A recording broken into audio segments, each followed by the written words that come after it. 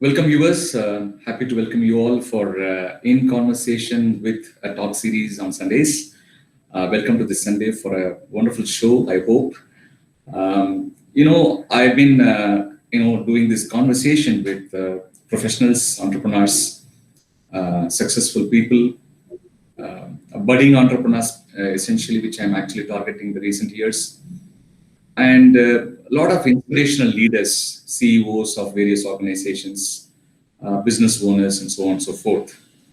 In this series today, I have a very special guest, a person who can create a profound impact in our lives, especially during these COVID days. The guest of today has a lot of value building, value addition, and value proposition to each one of us.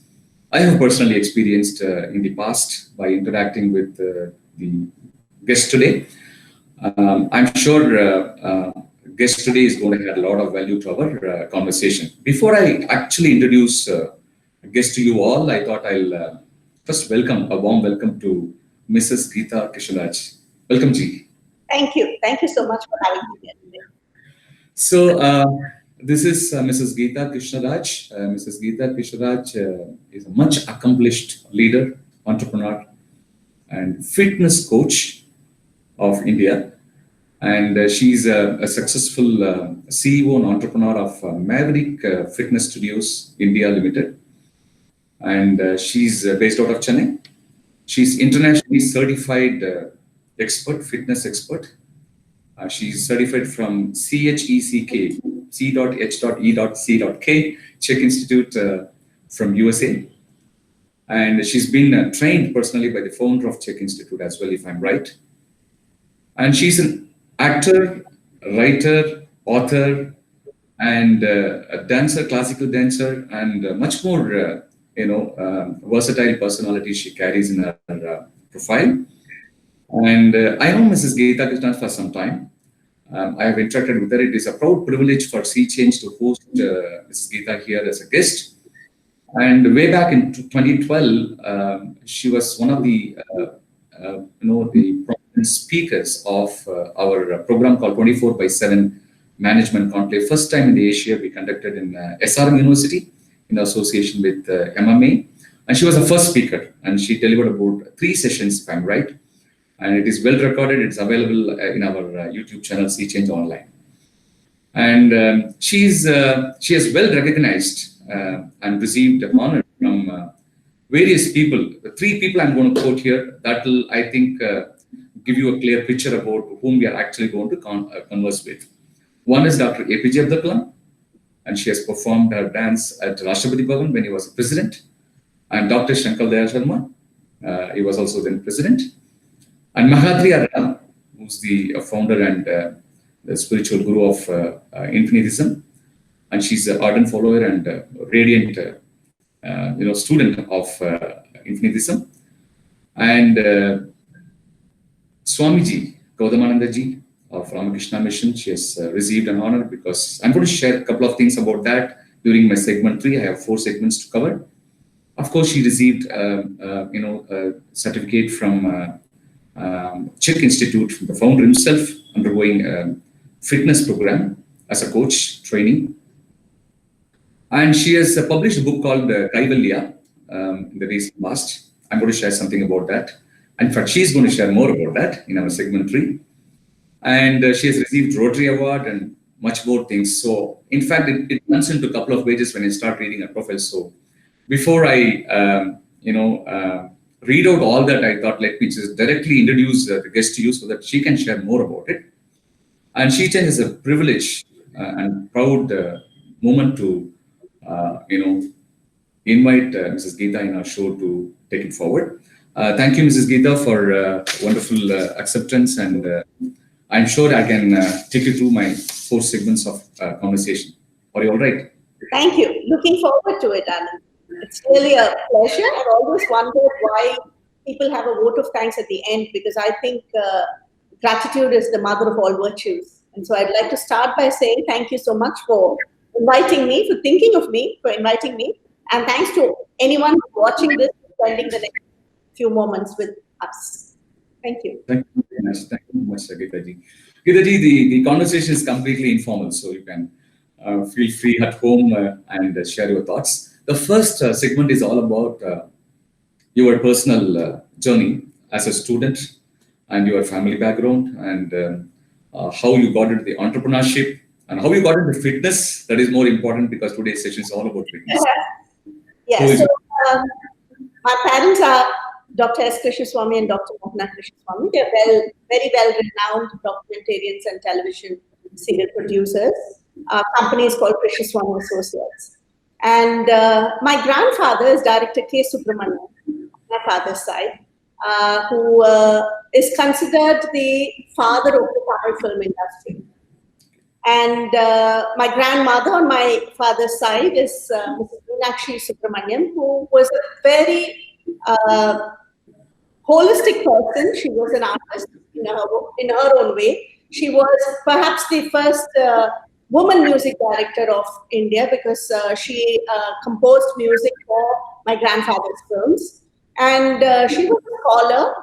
She written several poems in Sanskrit and Tamil. So my entire father's side is a lot of art and culture. On my mother's side, my grandparents, my grandfather Balachandra Iyer and my grandmother Mangalam, they are more of the academic type. So all my aunts and uncles on my mother's side are PhDs and double masters and things like that. So growing up was a really large vista of experiences because we had exposure to a lot of industries, a lot of people following my father's footsteps in media, in culture, in art. And we also had exposure to a lot of academia. My aunt was dean of the University of Usmania University in Hyderabad. And so another aunt was teaching in Jamshedpur. She was also a double master. So we had a lot of interaction with people from varied arena. When I say we, it's my sister, and my brother, Bharat. So the three of us used to have a lot of exposure to all kinds of things. And I think that was the foundation of our interest and our growing years because we were not limited to just one area or one kind of, looking at life. So we would be mining, we will be shooting a mine in Panna diamond mines, hot with the workers, and we would be eating in the roadside shop with the open sewerage running by the side. And by evening, we would have reached Delhi and we'll be having tea with the president. So that was the bandwidth that we had to adapt to within 24 hours kind of thing. So we've gone and bullock trucks, we've gone and flights, we've gone and chartered helicopters. So we were given a range of experience where we were taught that you have to take everything in the way it is given. So there were no better or lesser or anything like that. And I started learning dance at the age of 5. I had been by the time I was 9. My sister Lata and I used to perform together. We were pretty popular as Lata and Geeta. And I started choreographing my own performances by the time I was 18 or 19. My gurus are Sri Narasimhacharya and Srimati Vasanta Lakshmi. Eternally grateful to them because they instilled in us not only dance but also the discipline of learning anything wholeheartedly, because I think that was the crucial part of the entire learning process. Dance, of course, but also the idea that you take up something with a certain amount of sadhana to it. You take it with a certain amount of commitment to it. I started acting when I was about 13 or 14. I started acting in my dad's telefilms and serials. They started me off with a very small role to check out if I could do it, and then slowly build it up so that I could be the heroine of several of our productions, including Upasana, which we did in Hindi, based on Lapadigaram and Manivengle, where I performed the lead as Kannagi. And that is where I got the honor of meeting President Dr. Shankar Dayal Sharma, because we had a special screening for him and he felicitated me for my performance in Upasana. And I started writing when I was in school, college time, and started publishing in school magazine, college magazine. I did my schooling in Rosary Matriculation, had again, a very disciplined upbringing there. And in Rosary, it was also fun because practically so many of my family members passed through Rosary. So I was the youngest of the lot. So they would remember my cousins and my sister and the whole lot. So, oh, you're that one, that kind of thing. And I did my 11th and 12th in Adarsh Vidyalaya.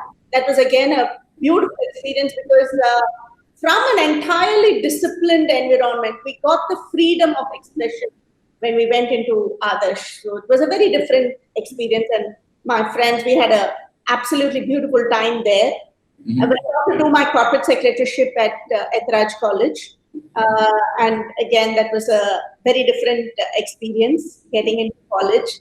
And then I went into a lot of customized study for editing, filmmaking. So I was grooming myself only for being part of media because I was writing, I was acting, I was directing. So my first directorial venture was Buddha Jatakam, which was telecast for Doordarshan. Then we did a 52-part serial called Visalam. And I had written and directed several short stories for a feature called Urarinda Rahasyam. And I had the honor and privilege of directing a series on the life of Swami Vivekananda, which was more recently in 2014, a 52-part series on the life of Swami Vivekananda. So direction was a mainstay, was something that I was focused upon.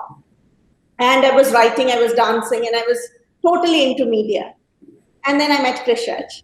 So ours is an arranged marriage. So, we hit it off. I don't know.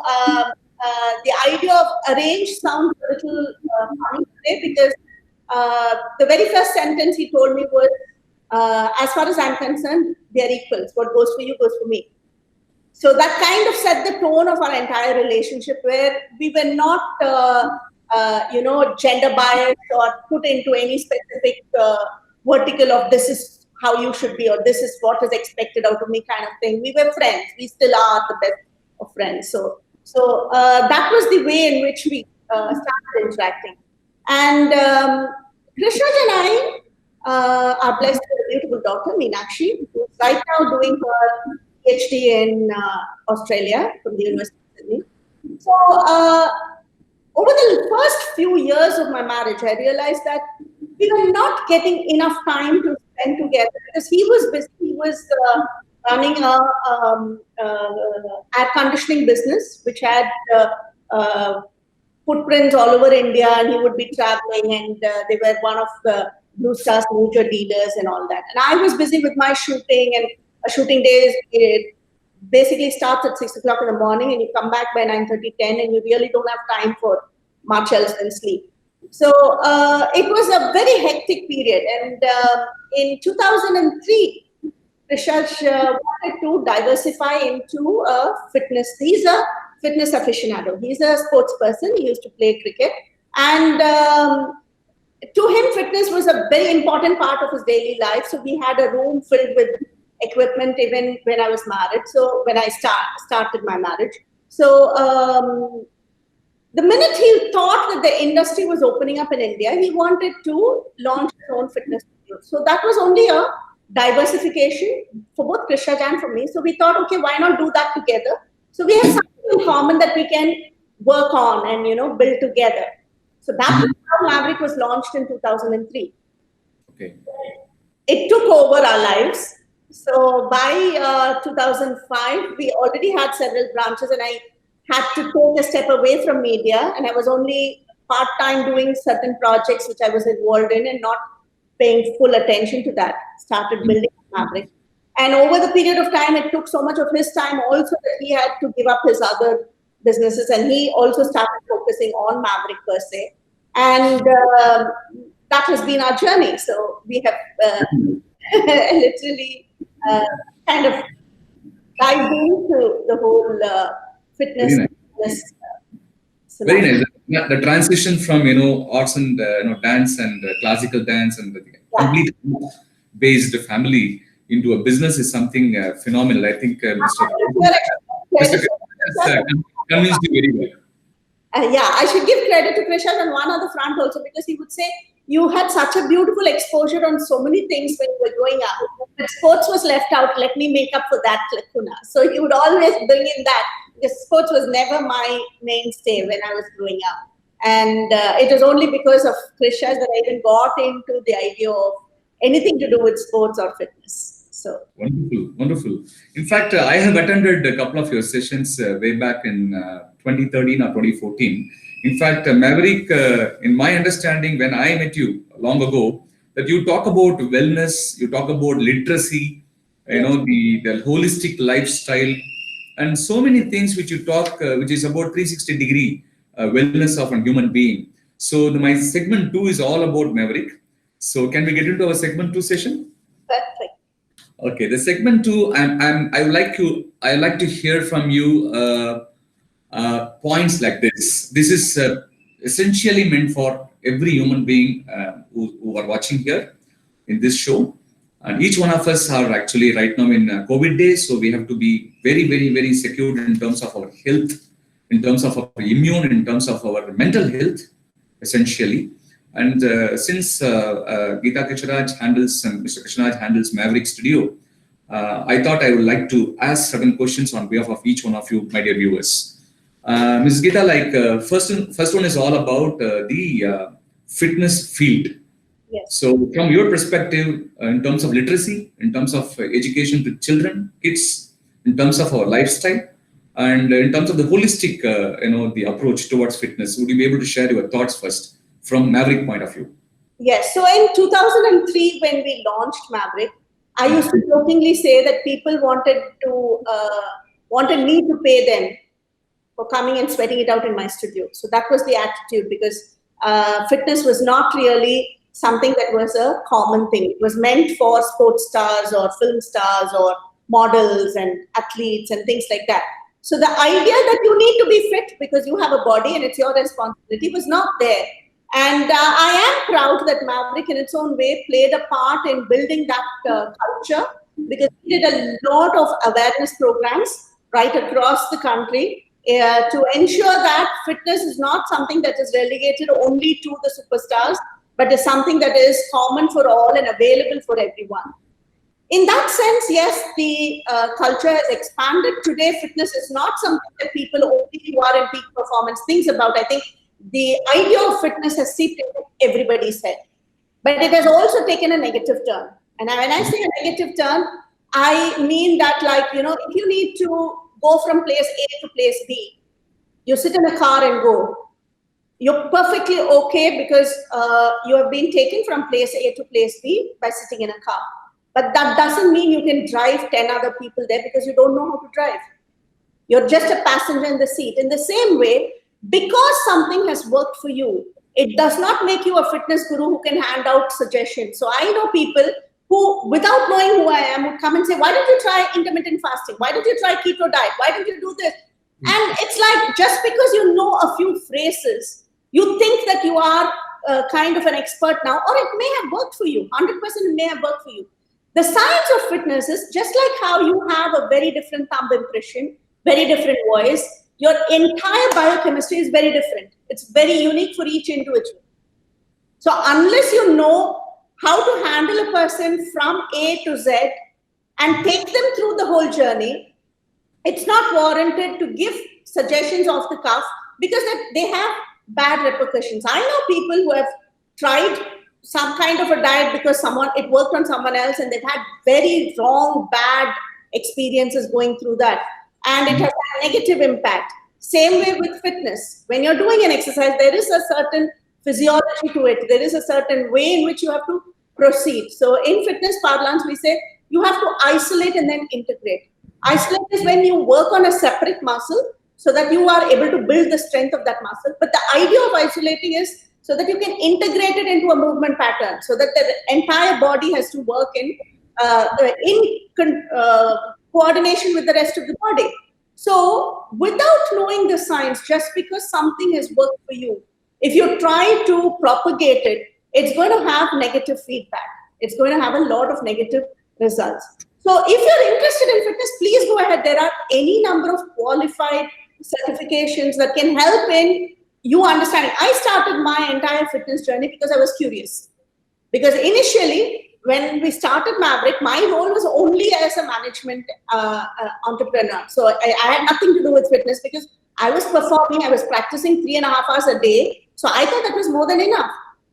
Only when I went into certain detailing, because I had celebrated my my silver jubilee on stage, 25 years on stage, and somehow I had a fall in the staircase because my left leg suddenly gave away.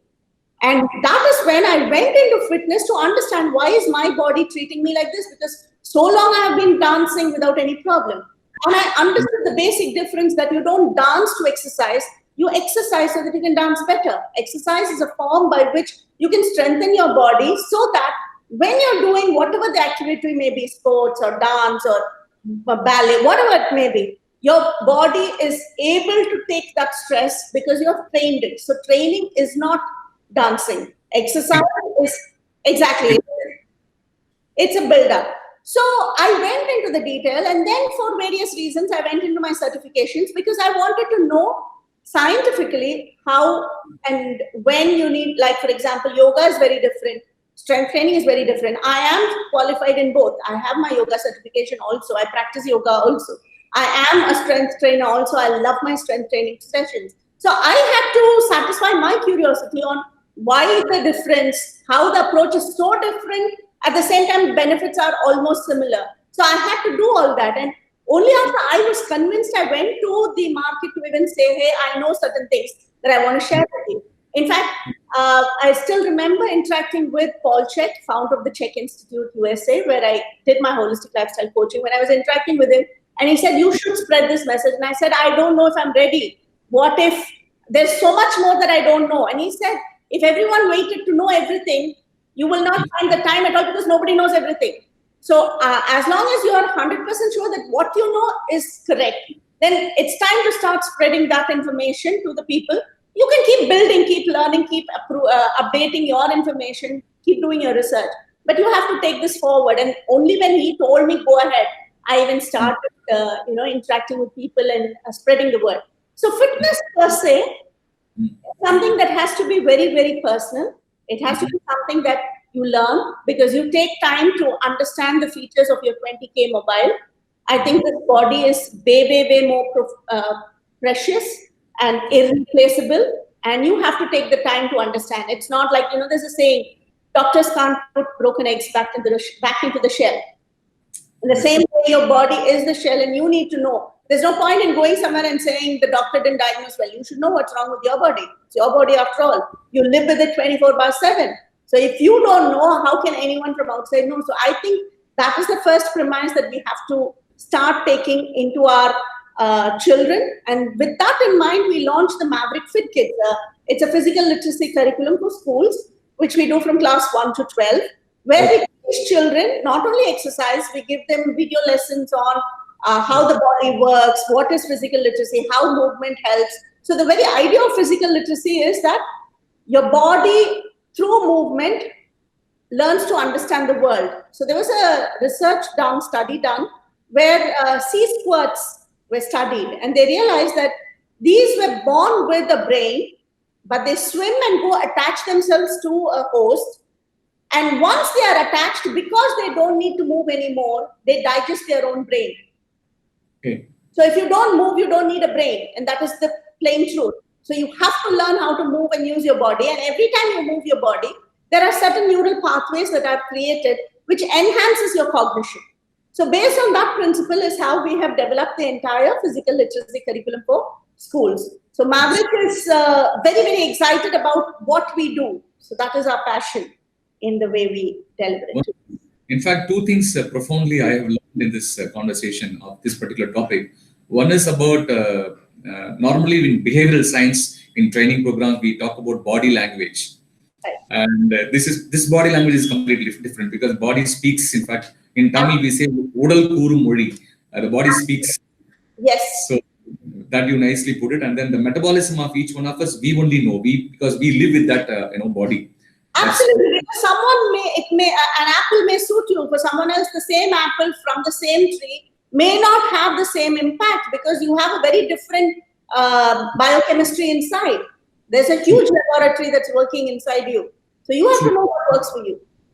And very importantly, you mentioned that is very, very vital message today, which is about because of the information overflow through social media, the digital life, people just read WhatsApp and the Facebook and all these posts. The people who are not really trained, who are not really fit enough to share these guidelines or suggestions, they simply follow it, and then finally they get into a trap of whatever it is. Because once the health is lost, health is lost. So even the money is lost, we can get back. But once health is lost, I think we've been seeing more. So profoundly that has been told here, and thank you very much for that. Ms. Gita, like next line item is all about your Maverick as a business. I know that you've been doing across the country. I could see the India map where several points you have connected, including large corporate organizations to everywhere. So I'd like to understand more about your studios and where and all you are present, where and all you are doing as an exclusive, association with organizations. Could you please share? Yeah, so as I said, when we launched in 2003, the fitness industry was very, very novice. Like, there weren't many players. There were no international players. And there were only localized gyms that were there present in every corner. And there was, of course, Talwakers, which was the fitness brand of India. And in fact, Krishnaraj would always say that his inspiration is from meeting Mr. Talwakar, which actually made him want to start something in the fitness arena. So when we started Maverick, the idea was to create an awareness and a platform where everybody could come and exercise. But over a period of time, the industry moved where there was a lot of social impact on the industry. So it became more of a place for people to meet up. It became something of a fad. So I'm going to the gym was the fad statement kind of thing. And the industry went through a lot of turbulence. We had a lot of both international players and mushrooming of a lot of local people, but nobody was able to sustain except a few. A lot of players came and went. And during all these scenarios, there were several opportunities where people wanted to either invest in Maverick or bring in private equity or take over. And we were very, very, very focused that Maverick is something that we are starting and it is our journey. And it's wholly owned by Krishnaraj and me, and we don't have any outside investors. We don't, we work with people as outside partners, as joint venture partners, but we don't invite anyone into our board because our focus on how we want to deliver fitness is very, very clear. And we don't want to dilute it because we have someone else who is more interested in, the profitability. I 100% believe in the triple bottom line. Profit is only the third. People plan it and then comes profit. So it is not about, it's not about only the profitability. And of course it has to be profitable. I'm not saying in any way that it has to be something, because then I can do any kind of, service to the world and leave it at that. I need it to be a commercial venture. I need it to be profitable, but not at the cost of people or planet. And that is the entire scenario. We went into retailing. We went into retailing where we had centers across Tamil Nadu and Bangalore. And we had in Coimbatore, Madurai, Pondicherry. We had really got a lot of things, a lot of places. Until then, I was only in the management side of the business. In 2010 or 9, I'm not sure, 10 I think, 2010, we had a little bit of a kind of a crisis situation in Maverick because 15 of my key employees resigned overnight because of some financial impropriety in the whole thing. And I had asked questions and the whole thing kind of bursted out into something that we couldn't control. And when Krishnaraj and I were discussing, we said we didn't start the business depending on the 15 people. We started the business because we wanted to do something right. So let's not close shop or get blackmailed by their inputs. Let's continue. So we took a 48-hour recess where the studios were closed, and we went operational within 48 hours with a new set of people trained to bring in certain cultures, certain systems, and we were pretty seamless in the entire transition. And that is when I realized that if you want to be the head of a business, then you have to be qualified in what you are dealing with. It's not just about knowing your profits and losses and networking and social media, but what is the core of your business? The core of your business cannot be in the hand of someone else.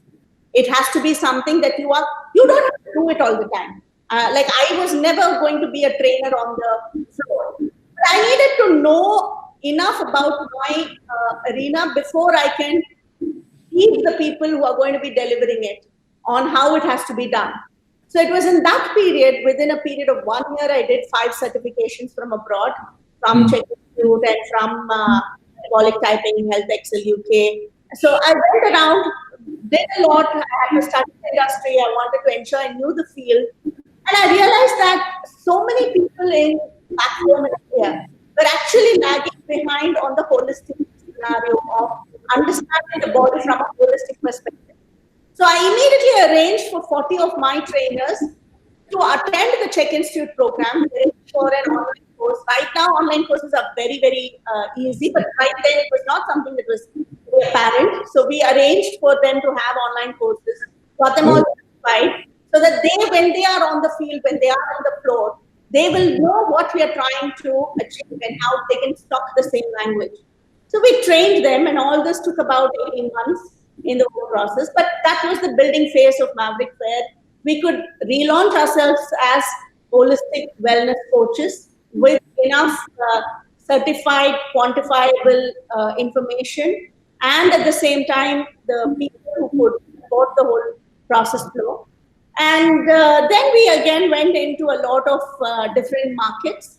By 2014, we realized that the retail market was not being very conducive. It was not very profitable. So what happens in a fitness business is people think that, we've had questions like, I have paid for an annual membership, but I've come only 40 days. They don't understand that when you take a membership, it's like a passport. You have a passport. You can come anytime you want, but you have to come. I can't do anything about it, right? So the passport validity is your membership validity. And then you have to take the effort and have the mindset to come and use the facility. So a business runs on the basis that so many people will be enrolled, so many people will be coming in on a day-to-day basis. And that is how the entire business model is worked. It's not based on a per person, per usage pay. If it is supposed to be worked out like that, a normal gym would cost between 300 and 400 for a single usage. Whereas for an annual, they don't take 400 into 365. That's not how it is calculated. So we had to educate the market that, the membership is an option for you to come whenever you want, but you have to make the effort. And we realized that in the retail market, there were a lot of players and there was a lot of indiscipline, if I can say so, because it was not a structure. They were not willing to follow protocols.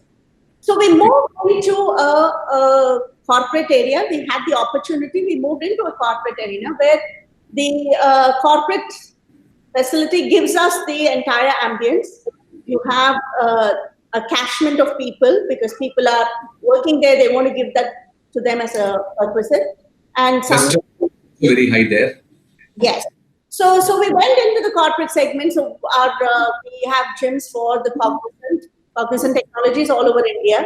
We have centers for Tata Consultancy, Tata Reality, for Shell, for Exaware, Nutanix, Principal Global. So we've expanded into the corporate segment totally. We don't have any retail centers as of now because we started focusing on corporates because we have a structure, people have discipline, and it is easier for me to focus on what is our core, which is the fitness aspect of the business rather than the interiors or the plumbing or things like that. And so we went into the corporate segment. And in 2014, we launched our schools program. That is again an institutionalized model. We go to the schools. This is not an after-school program. It is part of the school curriculum. Like a friend very beautifully said, you don't give children choice to study math or science. Then why give them a choice to exercise? They have to exercise. You have to bring in that culture. So Okay. we put it as part of the curriculum. So we are into schools from class 1 to 12. There are Maverick sessions where they learn this, they learn the aspects of their body. They are taught how to move intelligently so that they can, get that benefit. So we have brain gym activities, all kinds of things, the whole program in itself. And because we're talking about business, I'm happy to share that we are on the process of launching something very new, very unheard of in the business. So we call it Maverick My Gym. I see. It's a personalized wellness studio. A personalized wellness studio is about 1,000 square feet area because today's COVID times has a lot of inhibition in people's mind. Would I want to go to a public studio where people are sweating out? How much ever you say social distancing, it is still the same air, it's air conditioned, and people sweat it out, and you don't know how safe it is. So we came up with this concept of Maverick's My Gym, where we have our pilot project is ready for launch in a few weeks. And it's 1,000 to 1,200 square feet personal wellness studio, which is given by slots, by time slots. So a family, an individual or a family or a group of friends can come, you exercise, and then we sanitize the whole place. It's like a chartered flight. It's exclusive. Flight. It is like you take a tennis court on hire. You take an entire gym on hire for that 1 hour slot, and you come and you exercise, and we sanitize the whole place. The entire surfaces are clean for your health, and you're exercising with people you choose. There are no strangers, so you can come alone, or you can come with your family or with your friends, and depending on the size of the place. So we have right now 3 facilities coming up. One that can accommodate 5 people, one that can accommodate 3 people. And so based on how many people want to come at a given time with you, you can book up and come. So that is Maverick's latest offering. This is in Chennai, or which place is it? In Chennai, in Adyar. They're launching our first studio in Adyar. And the entire thing is managed through an app, a smartphone app, where you can put your slot, dynamically change who's coming with you, invite a person or bring a guest along, whatever you want. And everything is done through the app. So we've... Already the app?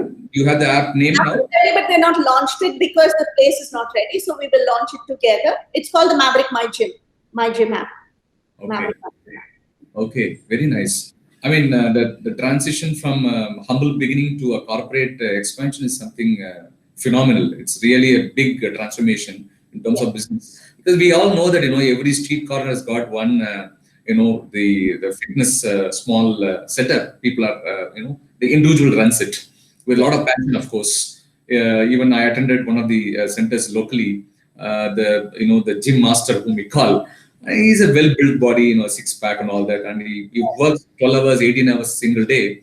In fact, I used to refer Maverick to him that, you have to go and visit to learn something, because otherwise you'll be operating like a single shop. You can't grow. That I think the basic difference is, professionals think that they can run a business. It's not the same. Professionals are those who have expertise in a certain area or a certain field.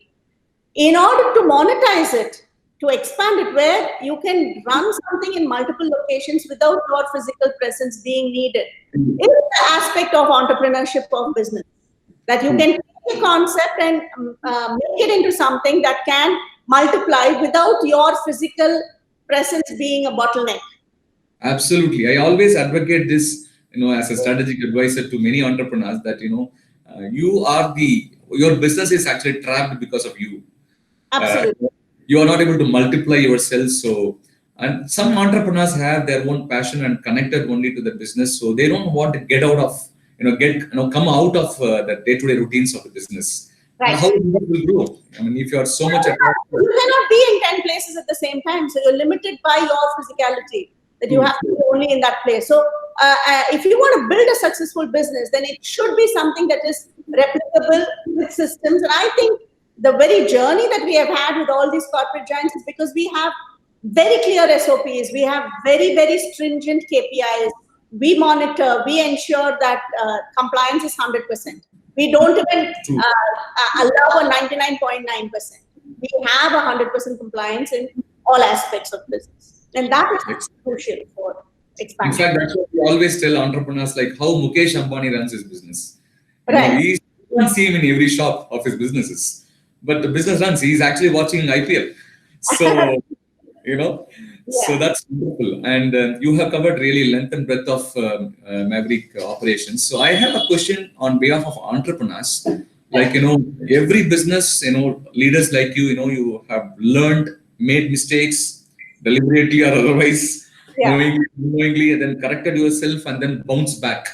Right. So, what kind of advice or suggestions, inputs you would like to offer for people who are running similar industry as a silo, as a single man operation, a small setup? What kind of advice you would like to offer to them?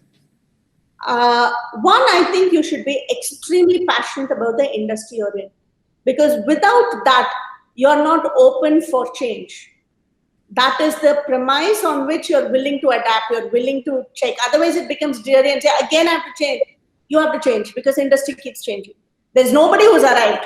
Everyone, even Mukesh Ambani is adapting. Even he is changing. He brings in a geo platform because he knows during COVID times, people will not be able to go to the grocery shop and buy. So he introduces a geo mart. Everyone has to adapt, and that is part of life. Not just in business, in every aspect of life, we have to change. And if that is the case, then you are willing to change when you're passionate about it. So like, for example, you're say a dancer and you're passionate about your art, then you see someone who's doing something very different, you will get inspired by it. You will not get jealous of it. You will not feel, oh my, why now again I have to learn this also. You won't get those kind of questions because you're passionate about it. In the same way, the industry that you're in, if you are passionate about that industry, then you're willing to adapt. And that is the first step, because the willingness to change will give you the inputs. When the inputs come, you'll be able to take it or leave it. If you're not willing to change, if you're not passionate about that industry, then it becomes a process, it becomes a tedious thing where, oh no, like in filmmaking, the platform keeps changing. We started off with the VHS and then came into Betacams and then it was digitized and then there's so much that's happening.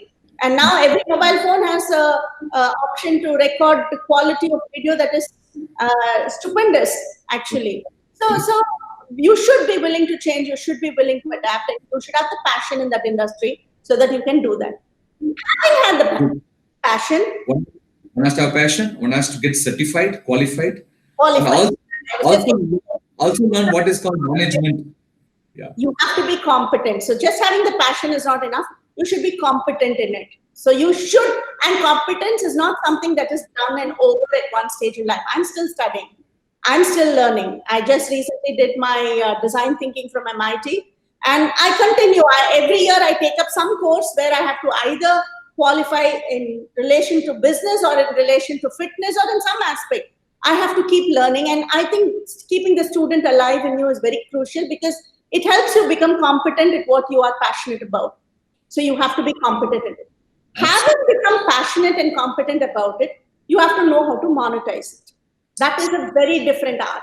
How to monetize something, because you could be very passionate and very competent in it, but if you don't know how to convert it into a monetizing aspect where whatever may be your goals, within that scope, if it is able to give you the monetization, correct, how will you be able to monetize it when it is value addition to someone else?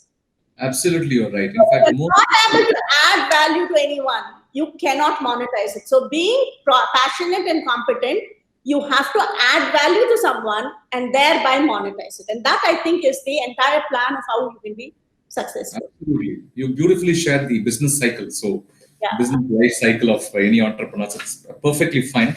And thank you so much for all these insights. So I hope I can get into the segment 3.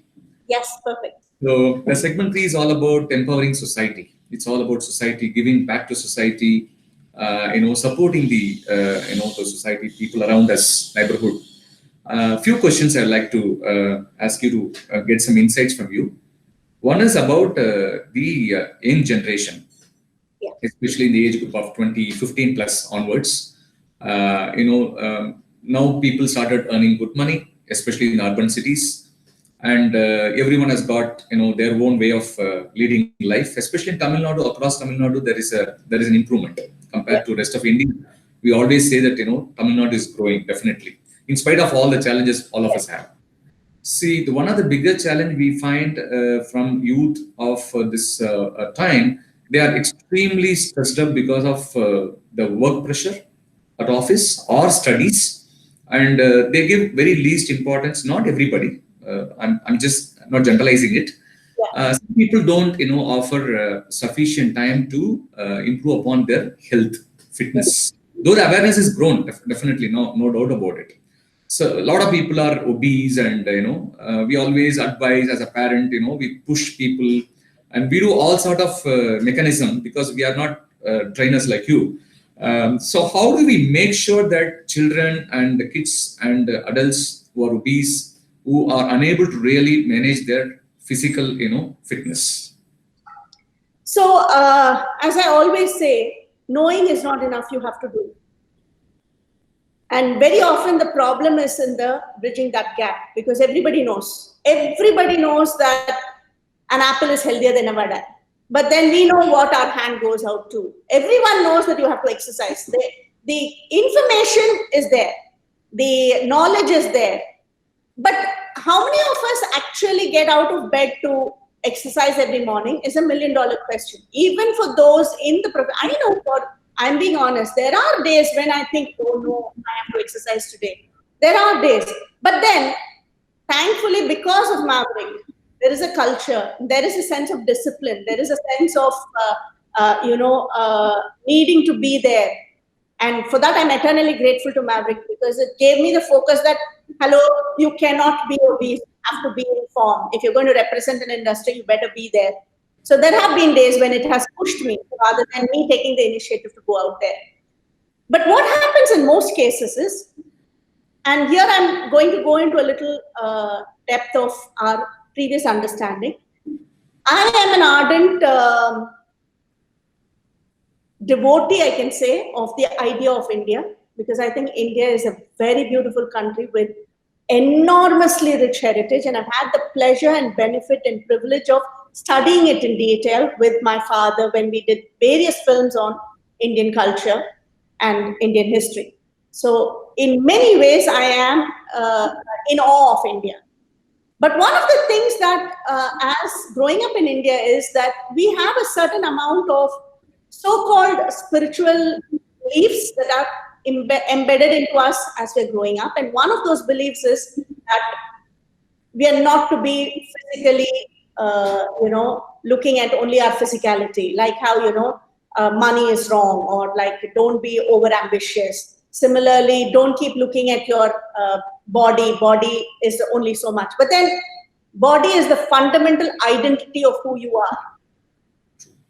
You start off with your body. Like, for example, in English, you will say that I'm not feeling well because the I believes that the body is the I.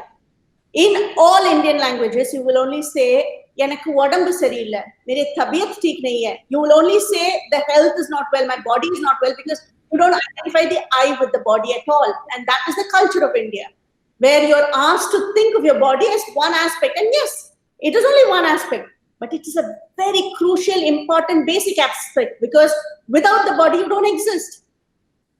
You don't even exist. So what do you want to talk about your intellectualism, your spiritualism, if you don't even live? So your body is the crucial, fundamental aspect of your identity called I. It is giving you the ability to be and live in this journey.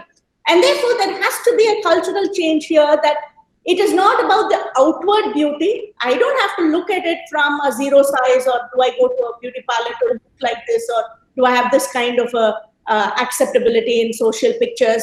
It's not that. But the body, I, is the most crucial, important part of who I am. And therefore, I need to spend time to understand how my body works, to respect it, to revere it, to get in touch with it.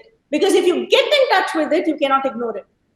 Right now, we ignore it because only when there is a pain, you even remember you have a leg. Otherwise, you don't care a damn about your leg. Right? Once you hit and it starts paining, then you think, oh no, my knee is giving me trouble. Till then, you never thought that you have a knee, that it's actually working seamlessly. So somewhere we have to build that identity. We have to bring in that culture that your body is crucial to your very existence, and you have to take care of it. In the process of doing that, all of us, because very often, especially in today's scenario, we don't need to use our body to do our job. You stay in front of a computer, you're talking. So except for talking and maybe moving the mouse around and a glass of water. You don't need to move around. You're only working in your computer. So you don't even remember that you have a body that is actually enabling you to do all this. So somewhere you have to connect your dream to your body. So somewhere, like for example, you want to win this award.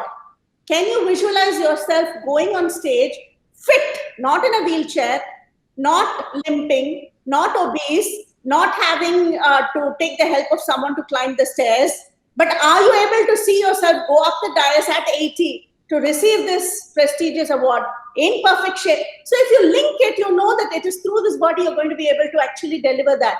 You're going to be able to achieve that because you have a healthy body and it is giving. So it is a question of integrating within your mind how you're able to bring your body into the immediate presence and say that, hello, this is the vehicle through which I'm going to live all these dreams. I'm going to achieve all of that. I'm going to build 1,000 crore business. But in order to do all that, I still need this body. And for that, I'm going to dedicate a disciplined regime on a daily basis. And it has to be daily. There is nothing called once in a while for body.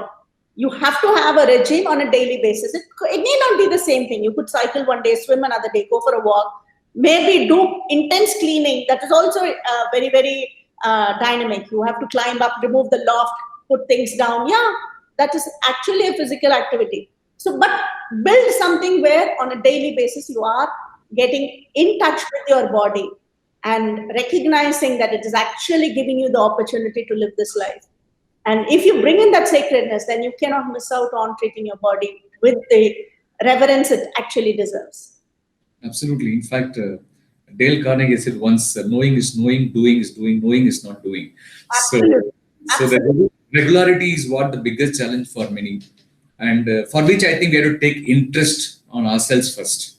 And on ourselves, and because you asked specifically about the younger generation, I think it's also an age where peer pressure works.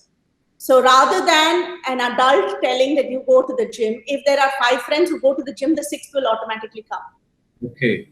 So it's about building the culture. So you identify that one friend who is very regular or who's very fit, and you tell him in your conversation, I think this is something that your friends need to imbibe. Can you not influence them or inspire them to do it? And he will be able to do it. If you and I say, they will not listen. Wonderful. This is a very good piece of information to the parents who are watching this. So identify one guy who's actually doing perfectly in regularity and connect and form a team, and he will inspire the other person. So that's wonderful takeaway from this. Thank you so much for this. And any good suggestion for parents to refrain, because too much of pushy also doesn't sometimes work. It actually is counterproductive. Absolutely.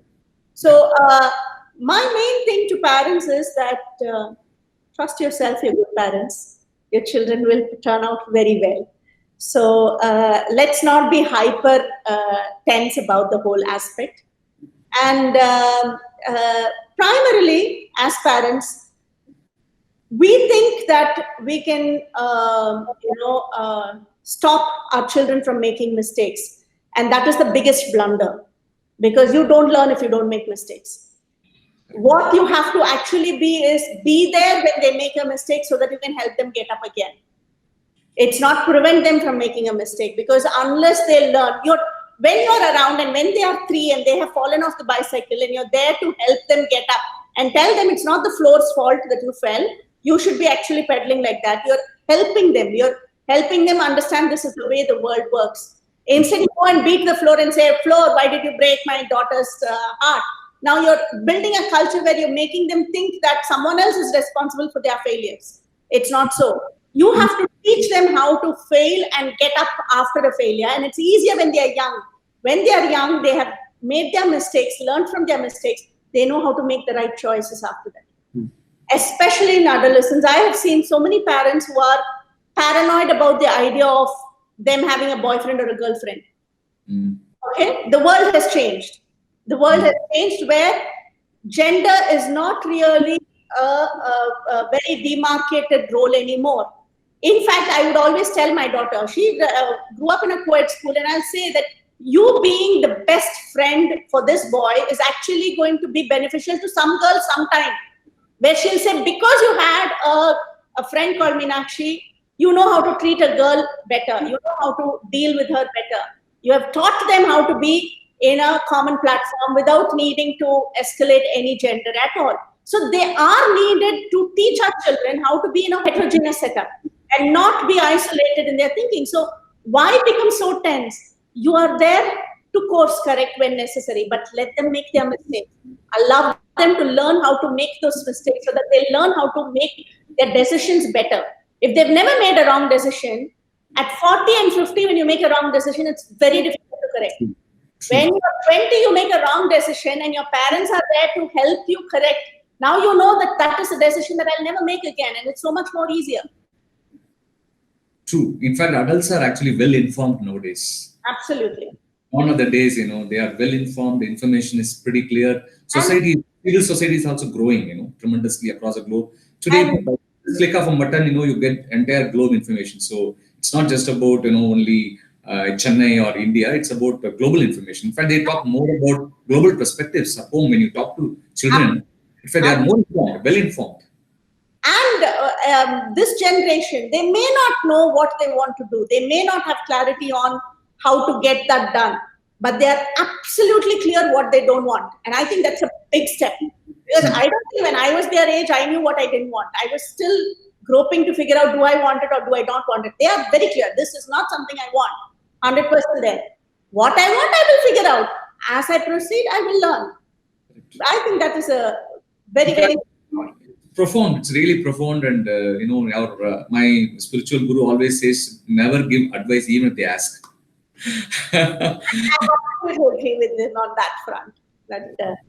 So this is, having said this part, and the next part of the segment 3 is about a few aspects on your the television serials which you acted, which you actually directed, especially Swami Vivekananda. You directed the serial, continuous. I think it's about 52 episodes. 52 episodes. Swamiji Kaudamananda actually honored you, and in fact you worked with him closely, taking all the insights and all that. So could you share something about Dr. Krishnaswamy Associates and Dr. Mogana and the kind of work you have done? Because this organization, very, very humble, nimble-footed organization, I know, anonymous, silently created quite a lot of aspects. Because as a viewer, as a citizen of this part of the country, we have been, from distance, we have been watching and learning and reading, but they are very, very anonymous. So would you like to share some thoughts on them?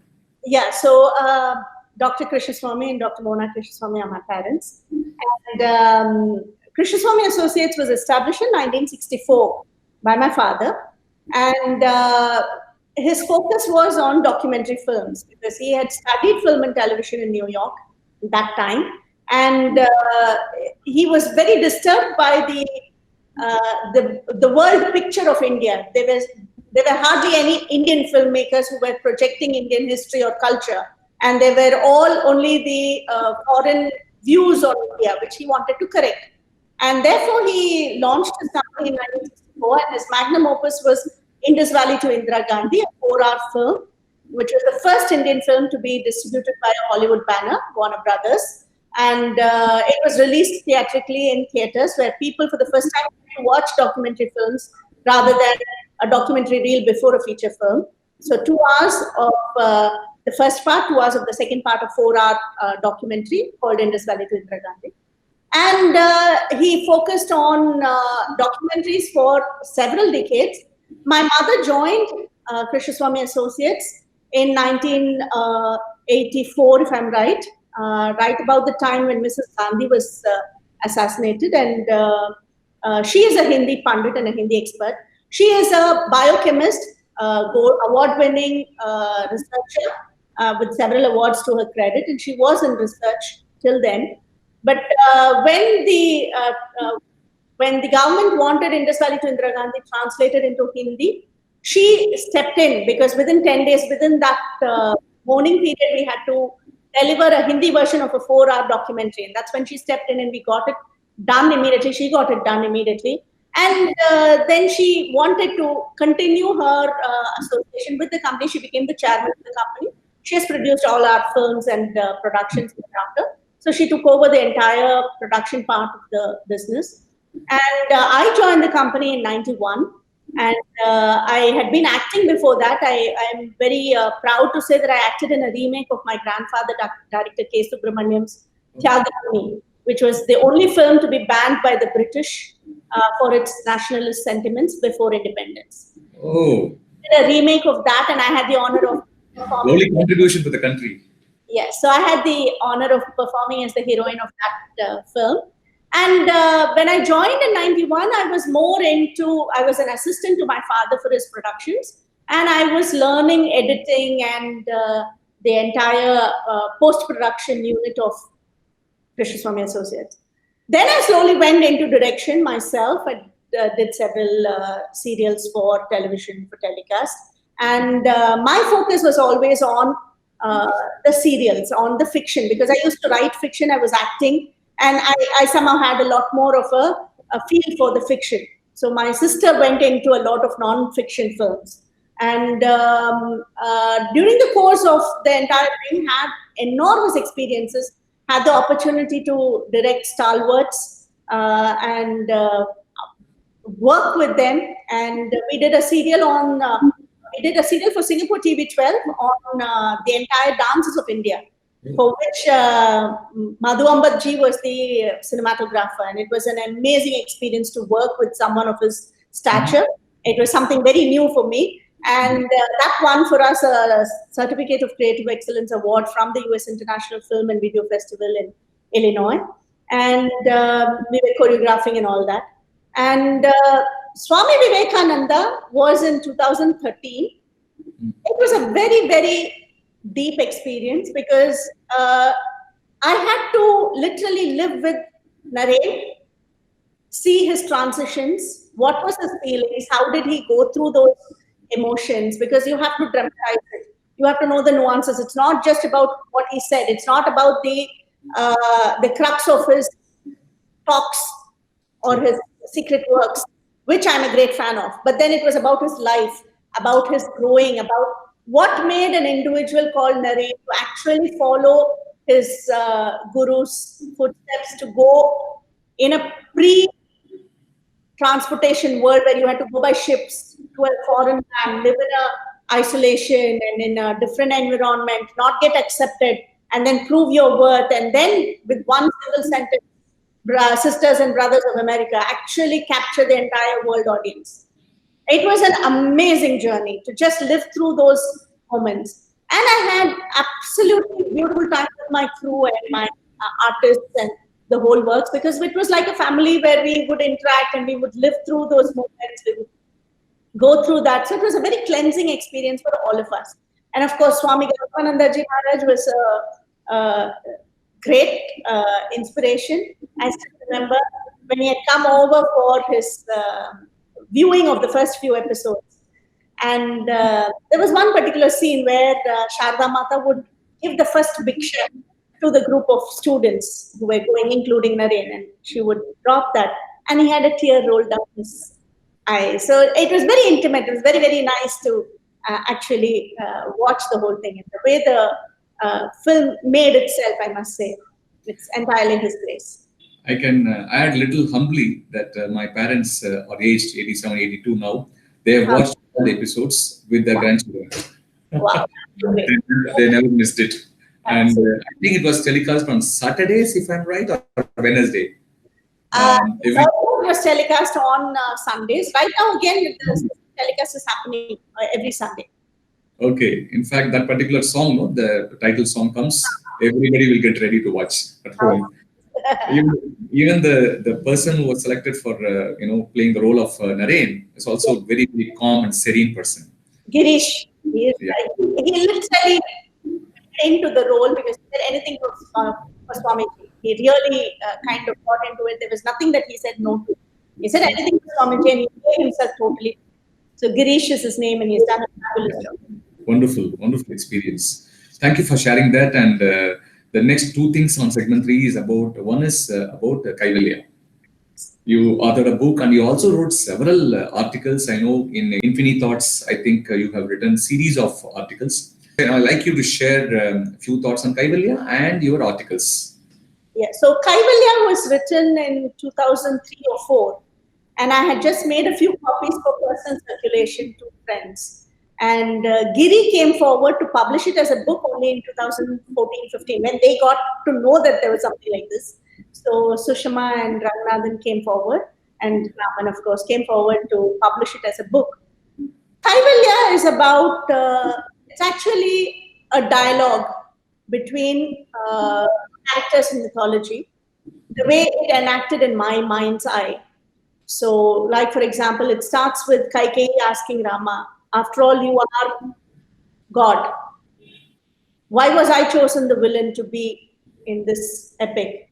When Bharata came and I told him I want him to be a prince, he immediately said, I'm not doing this, and he walked away. You could have done the same thing. You would have saved me the trouble of being the villain of the piece, being responsible for my husband's death and for so much trauma that everyone went through. Why did you not stop it? So, an entire book is about dialogues like this between various characters. What answers I found in my mind's eye on how and why it panned out the way it did. So it's about Sita asking, why was I made to go through the Agni Pariksha? It's about Draupadi asking, there is this incident where Draupadi is, of course, derobed and Krishna comes to help.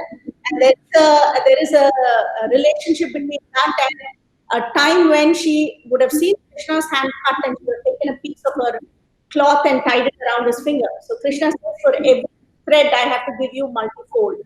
And so they related and say that is why Krishna helped her when she was being derobed. She said, I didn't ask you to return it. Why should I be derobed for you to give me cloth back? I was helping you because I thought your finger was bleeding. So why was I put through it? And how Krishna replies to the whole thing on what happens, what is cause and effect, what is your free will that you call so-called free will, what is determinism. So it's basically a dialogue like that. It was also a conversation with them, between them. Very nice. Then in Infinite Thoughts, I had been writing a series called When Science Met God, which draws parallel between scientific thought, discoveries, and philosophical ideas. And that was a very well appreciated series. We brought it out as a book recently. It's available as a book, and Amazon it's available. So it's called by the same name, When Science Met God. Okay. There again, it's in the form of dialogues between science and God. So science goes and asks God, so why is this like this? Or God says, why is it like this? So I touch upon quantum physics, I touch upon Big Bang, I touch upon a lot of things in that. DNA. I think I need a separate episode to be shot for, dive deep into these aspects of yours. So I'm really happy to hear all this, versatile approach of yours. Thank you so much for that. And then segment 3, the last one, very, very vital, I hope for you, is about Mahatyara. Yes. I don't even utter his name in conversation because to me, the very name is very sacred. I think my life is not what it is, but for him. And at some point, you become so engrossed, you say about how the musician becomes so engrossed with the music that the musician doesn't remain, it's just the music.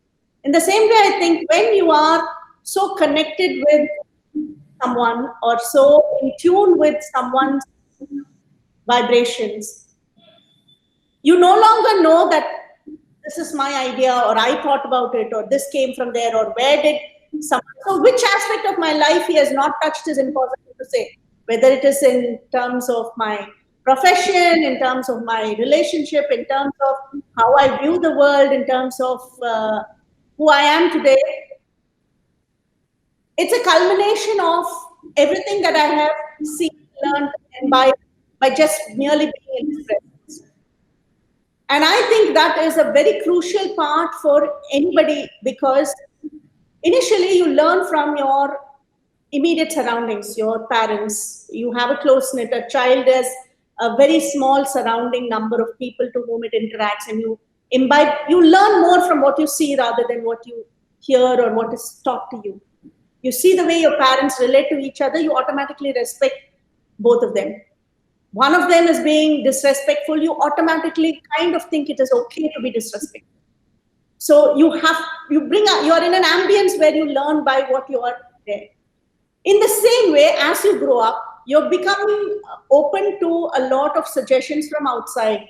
There are so many influences that come into your life, so many things that happen. I am a voracious reader. I have read N number of people. Like I thoroughly enjoy reading Osho, Aurobindo, Swami Vivekananda, Paramahamsa Yogananda. I have read so many of their books. And it is not about getting the knowledge, like how we just spoke. It's not about knowing. It's about seeping in what actually becomes a part of you, that it's no more separable and taken out of you. And for that, you need someone where you can connect to. Someone to whom everything that they say kind of flows into you and you just absorb it like a sponge. And in that way, that is my relationship with my Guru Mahatma. To me, it's just being in his presence. It's, if you ask me, so how did you learn this, or you ask me to quote him, I will not be able to. If you ask me to say, did he say this in this session, I have no clue. It is not about whether he gave me a ABCD pointers, like a bulletin of how to get your relationship right. He must be doing all that in his talks. He must be doing all that to get people to understand. But for me, it is more about being in his presence where his silence encompasses me. And therefore, something changes in my very DNA where I no longer know how to separate it and say that, hello, this is the aspect that actually was where I got transformed or where I got changed. And so for me, it is a very, very sacred part of who I am. And I generally don't talk too much about it. So I appreciate that. I think you are aligned with the essence of him. So that is most divine. So thank you so much for that. So shall we get into the segment 4, which is more of a relaxed one? Okay. So thank you very much for your time, because you've been covering length and breadth of your experience and journey. So segment 4 is all about looking back and going forward. And would you like to share anything kind of Trimbi Parkarin in Jaya TV program comes, looking back? Would you like to look back certain things, very special, nostalgic, sweet memories from childhood till today? Maybe 2 or 3 incidents. Yes. There have been some absolutely fantastic people I have met. And people who have touched me in so many ways. In fact, I certainly believe that who I am today is a result and effect of everything in my past, every moment that I have passed through. And in that sense, every person I have met, because in some way they have contributed to the making of me as I am today. And I like the person I am today. So I'm grateful to everybody who has ever crossed my path, because some way they have contributed to who I am today and how I look at my life and the way I look at future. There are, of course, some very, very special people that I would like to mention. Like, I am a great fan of MS Subbulakshmi. And I had the privilege of we were family friends, basically. So I had the opportunity to interact with her pretty closely. And I'll never forget a couple of her comments to me. So she is the one who sang for Krishnaraj and my wedding reception in 1995. So she was a very close friend of my grandfather, actually. My grandfather introduced her. So, and she carried that relationship with my father and the rest of my family. And so I had the opportunity to interact with her. And I had performed a role of a singer in one of the short serials. And I had given lip sync for Sudha Raghunathan's singing. And Sudha had done a tremendous job. Like, it was brilliant. There were so many sangadis, so many different nuances. And I had practiced well. And therefore, because I know a little bit of singing, I had done the lip sync for the song. And MS Mami dropped in home and she said, "Now one episode பார்த்தேன், நேத்திக்கு பார்த்தேன், ரொம்ப நல்லா பண்ணிருக்கேன். Actually நான் வந்து ரெண்டும் பண்ணிருக்கேன். நான் பாடவும் பாடிருக்கேன், லிப் சிங்க்கும் கொடுத்திருக்கேன். லிப் சிங்க் கொடுக்கிறது தான் கஷ்டம் தெரியுமா? நீ ரொம்ப நல்லா பண்ணிருக்க." அப்படினா. So just to translate in English, she said, I have both sung and given lip sync, and I think giving lip sync is a lot more difficult than actually singing. And I felt so small, and I told her, "Mommy, I wish I could sing." I can't sing. And so sweet. Immediately she said, Maya, na kattu kudukuren. Come over, let me teach you. So I was like, oh my God, like this is the kind of a human being I had tears in my eyes. The awe with which I was already seeing her just went up like a multifold more just by interacting with her. Of course, dancing at the Rashtrapati Bhavan for His Excellency Abdul Kalam was a brilliant experience. So my sister Lata and I had performed several extracts. So one was from Aurobindo Savitri, and another was from a dance ballet that we had done on Bharatiyar. Tamil Pannanunga Bharati in Vishwarupam or a segment we had done, in which we had done about Thi Valarthiduvom is the title of the song. So it's about how we will build the fire of prosperity, build the fire of good fortune kind of song. So there is this couplet that keeps coming, Thi Valarthiduvom is kind of a chorus which keeps repeating itself. And just after the show, we had tea with him. So we had the opportunity to interact with him. And so sweetly he came and said, I could see the flames on the stage. It was beautiful, just the way. And he was like, someone came and gave him a plate to start the buffet. And he immediately handed over, you must be hungry. You were the one who danced. So that kind of that he was the president of India. And another beautiful incident on the same day was that I've had the pleasure and fortune of interacting with Sri R. Venkatraman also on a very personal basis. He's a family friend. And I have visited him when he was the president of India also. And because we were performing in Rashtrapati Bhavan, we had requested that he should also come because he was in Delhi and he's a family friend. So I used to call him RB Mama. So we had requested that you should also come. And it was so beautiful to see him walk in because the past president walks in and is greeted by the present president. And there is so much aura in the air because both of them respect each other and there is so much finesse in the whole atmosphere. And it was such a beautiful scene just to even watch them walk together and come and sit together. So it was really brilliant. It's really a blessing. It's a blessing. Yeah, yes. And if I must share one more incident was when I performed as Kannagi. Yes. So Silambachelvar Mapo Sivanyanam. Yes. Very. I saw the photograph in your profile, yes. Yes. He's in your school studies. Yeah. He is an expert in Silapadikaram. That's why he's called Silambachelvar itself. And he is so ardently a follower of, or I must say, in awe of that epic that he calls his daughters Kannagi and Madhavi. So that is the level of his involvement with the entire epic. And during the puja, when we were launching the whole thing, he came to me and he said, "Nee Kannagiya panna poren kelvi patten. I heard you're going to be Kannagi. Try, but I don't think any human being can act like Kannagi." So, and I was shocked because I didn't expect someone to come and tell me right there that you can't do it. So, of course, went ahead, performed, and then there was this particular scene of Kovalan returning to Kannagi after 12 years. And he saw that and he called me and he said, Kannagi means Kannal Nagaipaval, one who could emote with her eyes. But after seeing this scene, I don't think the original Kannagi had eyes as expressive as yours. So it was such a gratifying moment because from saying that no human being can actually perform, come this end to say that. And then I went for his 90th birthday celebration and my parents were taking his blessings. So I immediately followed and he immediately stopped me and said, Kannagi and Kalla Vidakuradu. Oh my God. So that was the kind of, awe he had for that character.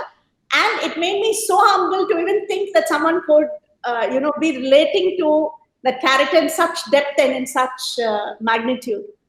So, great. I guess you lived in that role. And it's hot for us. Yeah, there have been some roles that have really changed the way I live. Like, for example, Aurobindo Savitri. Aurobindo Savitri is again a very powerful role. Unlike the Savitri of the Mahabharata, where she begs Yama to let go of her husband Satyavan. In Aurobindo Savitri, she shows him her Vishwarup. She says, I'm the one who gives you the power to be who you are. So, and the lyrics for that is written by my father, Dr. S. Krishnaraj. And that has been an amazing feel every time I've performed. In fact, I remember once when MS Mami and Sadasura Mama were sitting to watch the show. At the end of the show, they stood up and, did this. They no clapping, nothing. They just got out of their chairs with tears in their eyes. That is the kind of the character. So the character had the pleasure of performing as Siddhartha, becoming Buddha. So these characters, it just changes the way you feel from inside. It's not just about the performance or the art or, the science of how it is delivered. Somewhere your inner being gets cleansed in undefinable ways. I know your aunt, uncle are also, very popular personalities. Yes, absolutely. My aunt, Dr. Padma Subramaniam, is a world-famous figure, and she is, of course, a very, very special person to me. We share a very special bond. And, of course, my uncles, S.V. Ramanan and Isai Mayalai Ramji. And, of course, my uncle, who is in Canada, Shyam Chandrasekhar, he runs 38 television channels there for Asian Television Network. So, yeah, we are a family of media persons. And, Absolutely. on one front, I'm extremely proud of their achievements in the outer world. In another way, I'm also extremely privileged to know them personally and interact with them as their niece. So that's a special one. That's lovely. That's lovely family and lovely experiences you have shared. Thank you so much for this segment as well. And we have come to the last question of the segment 4. It is about any other expression which you left out, perhaps for this episode 1. So, anything you would like to share at the end before we wind up our conversation? Well, I think that the basic thing for anyone is the willingness to take life as a journey, which keeps changing. If anyone had asked me when I was 19, will you be willing to give up your dance, give up your acting, give up your direction, become an entrepreneur who will be working on fitness, I would have said no. I had no clue this was in store for me.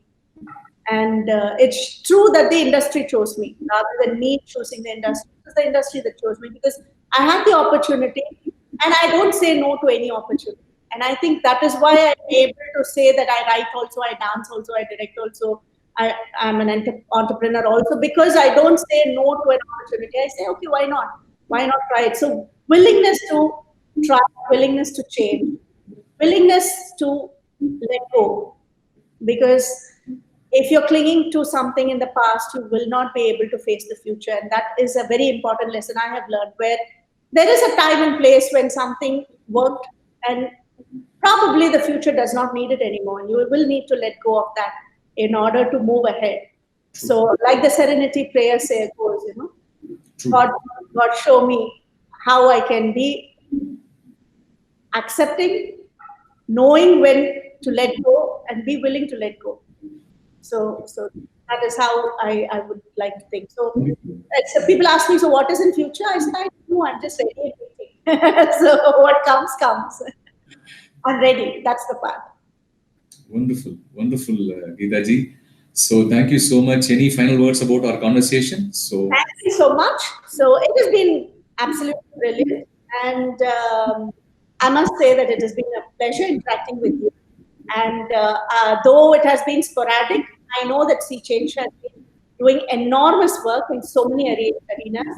And I know that your partner's book was recently launched. And that we keep in touch also. You send me messages also.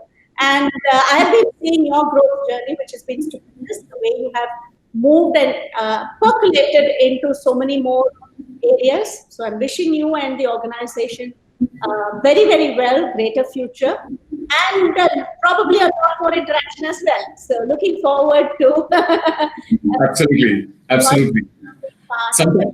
Sometime in the future, I'd like to interview Mr. Krishnaraj as well. I would very much appreciate arrange for that. But the difference is that someone was interviewing both of us together for a joint thing, and he would give one-word answers, and I would give essays. So it'd say he starts at A and stops at A. You start at A and go multiple times around the whole thing. So I said, yeah, personality-wise, that's how we are. So, absolutely. Thank you so much. And it was a very, very lovely experience of, always talking to you. Very, very positivity you spread around and vibrancy. And I'm really honored and deeply touched with your presence. Thank you so much. I hope viewers will enjoy the show. We'll get back to you sometime soon for next video. Thank you so much. I really hope everyone who's spending their time here gets something out of it. Thank you so much, Anand. Thank you, Geeta. Thank you so much. Bye.